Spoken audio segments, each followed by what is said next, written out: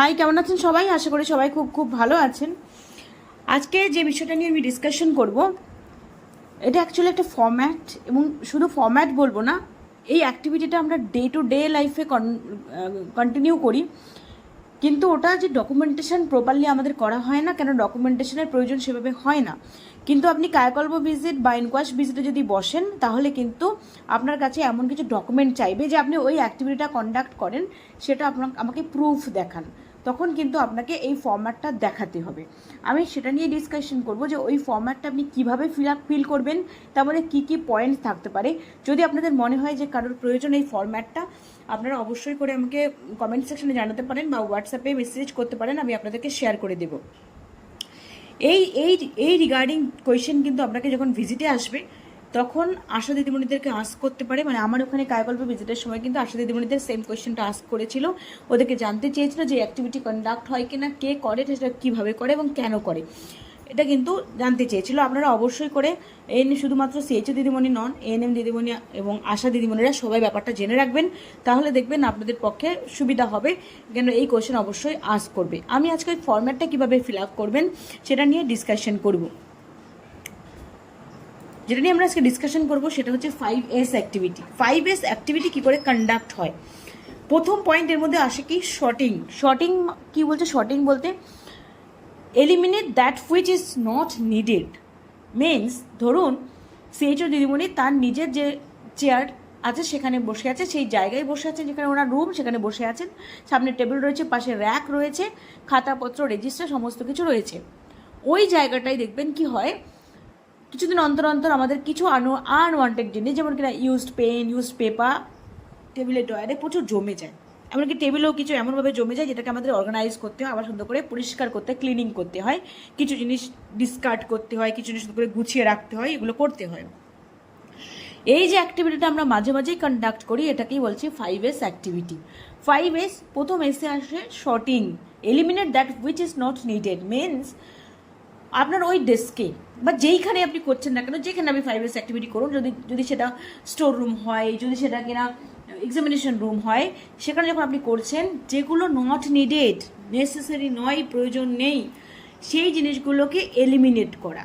Sorting করে যেগুলো আমার প্রয়োজন সেগুলো আমার কাছে রাখা, যেগুলো প্রয়োজন নেই সেগুলোকে এলিমিনেট করে দেওয়া, সরিয়ে দেওয়া, ডিসকার্ড করে দেওয়া, সেটাকে বলছে শর্টিং।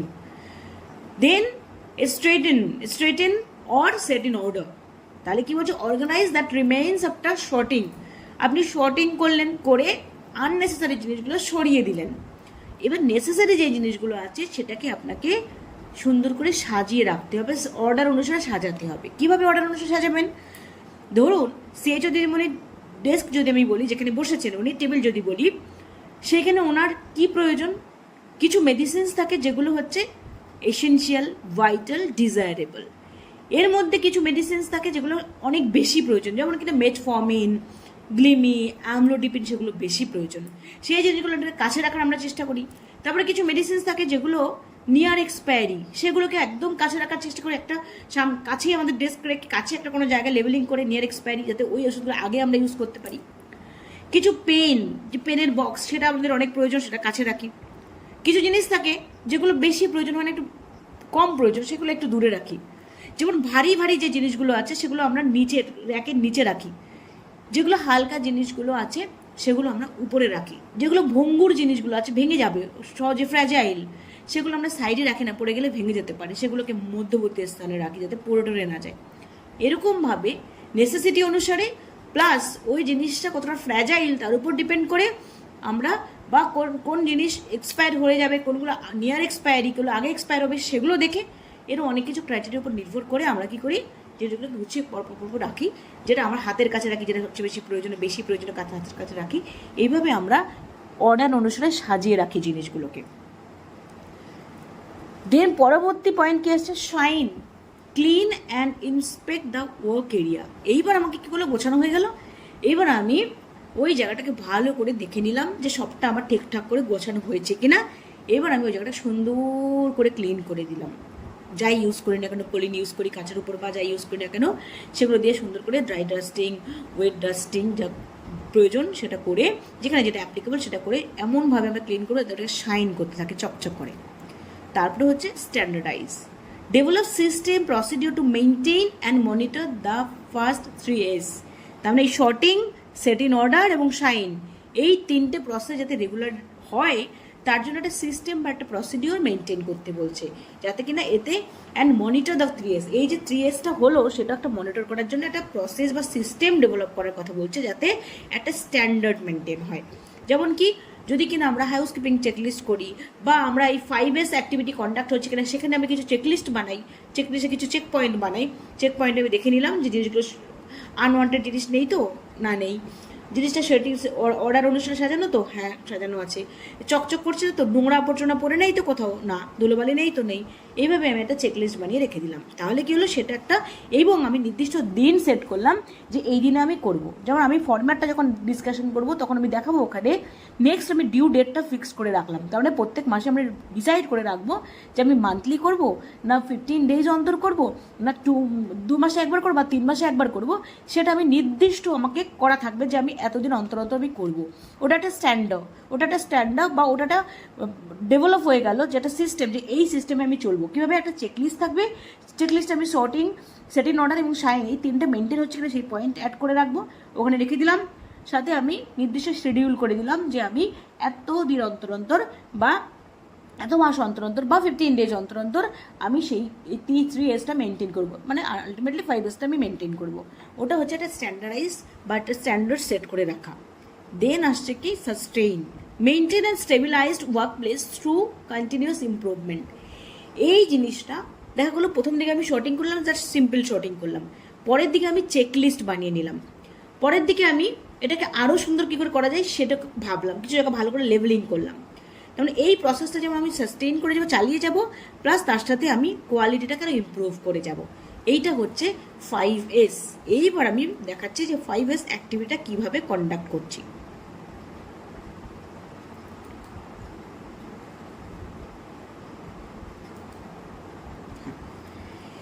এইটা হচ্ছে আমার ব্ল্যাঙ্ক ফরম্যাট। দেখুন এইটা হচ্ছে ব্ল্যাঙ্ক ফরম্যাট।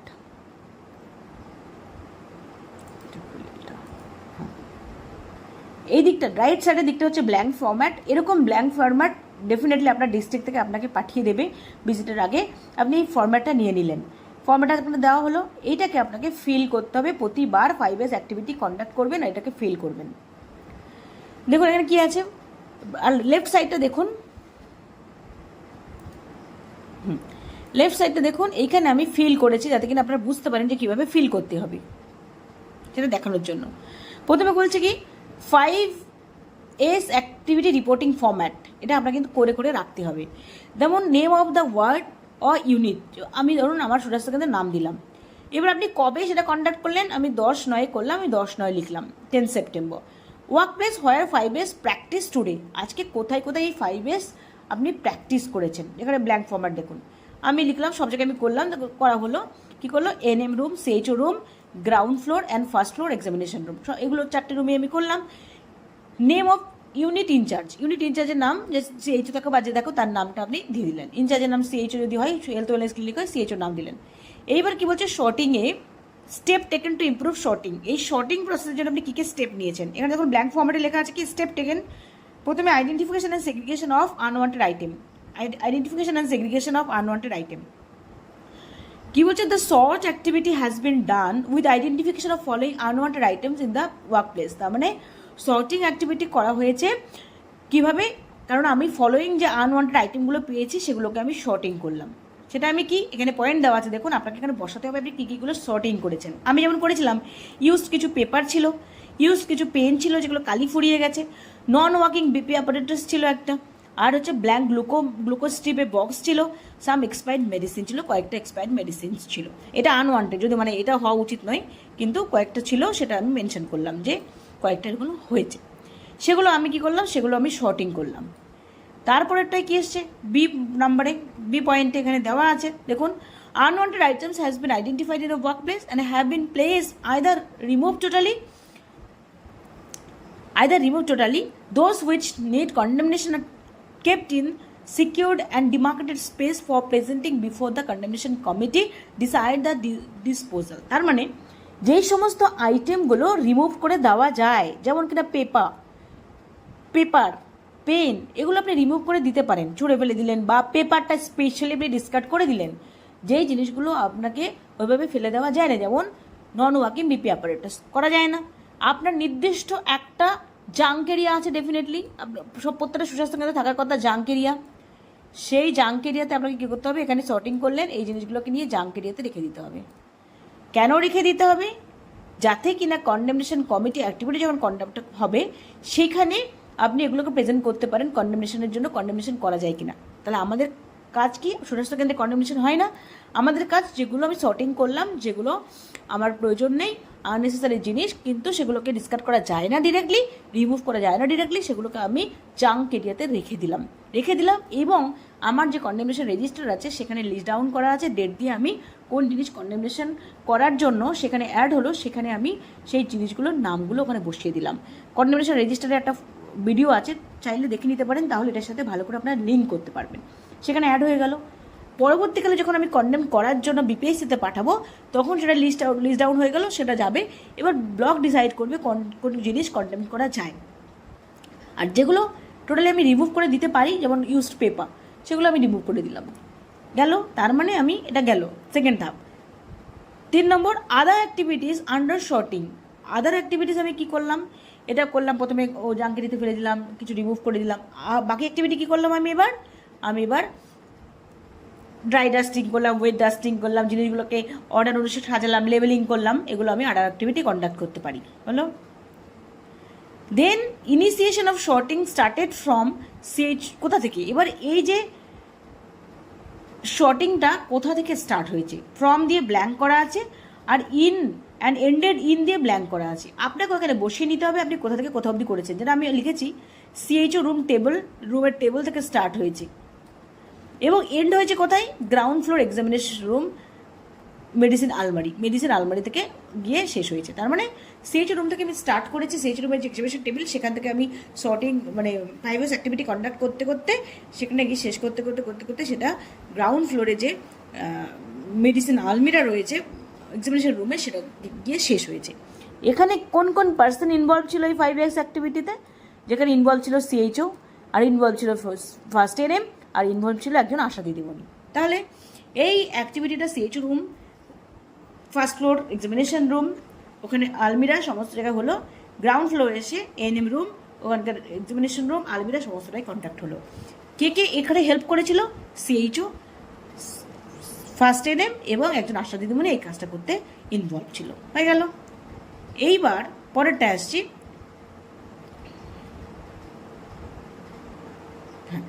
এবার হচ্ছে second step, set in order, যেটা সেকেন্ড স্টেপ। কি বলছে? Set in order is the second step of 5S is started once all the cluster and unnecessary items have been removed from the workplace during the sorting stage. তার মানে sorting stage যখন শেষ, completely ডান হয়ে গেল, এবার আমরা আসছি second স্টেপে, সেটা হচ্ছে কি set, not only set in order. তখন আমাদের এলো সেট ইন অর্ডার, তখন এলো আমাদের সেকেন্ড প্রসেসটা, সেটা হচ্ছে set in order. Then all the items needed at the workplace have been arranged in order based on the objective oriented way of thinking। যেটা আমি বললাম, আপনার যে অবজেক্টিভস রয়েছে, আপনার নেসেসিটি, কোনটার আগে প্রয়োজন কোনটার পরে প্রয়োজন, সেগুলোর উপর ডিপেন্ড করে আপনি যেভাবে করেন, সেগুলোর উপর ডিপেন্ড করে আপনি অর্ডার অনুসারে সাজাবেন। তারপরে following activities have been done to set things in order.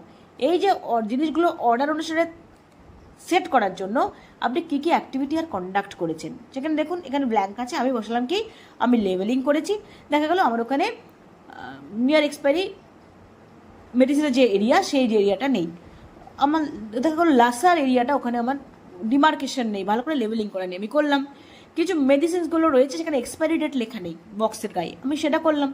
তাহলে লেবেলিং করতে পারি আমি ওখানে সেটিং অর্ডার করার জন্য, অর্গানাইজিং করতে পারি, যেটাকে অর্গানাইজ করতে পারি প্রপারলি, আর ডিমার্কেশন করতে পারি। কোনো একটা নির্দিষ্ট জায়গা আমি ডিমার্কেটেড করতে পারি যে এই জায়গাটা এই পার্টিকুলার জিনিসের জন্য, আর লেবেলিং করতে পারি যে এই বক্সের গায়ে আমি লেবেলিং করে দিলাম, মানে আমি একটুগুলি কন্ট্যাক্ট করলাম। এবার shine, cleaning of work station done thoroughly, সাইনের মধ্যে all dirt removed, glass item have been cleaned, paper items have been cleared free of dust, plastic items, tray, etc. have been cleaned.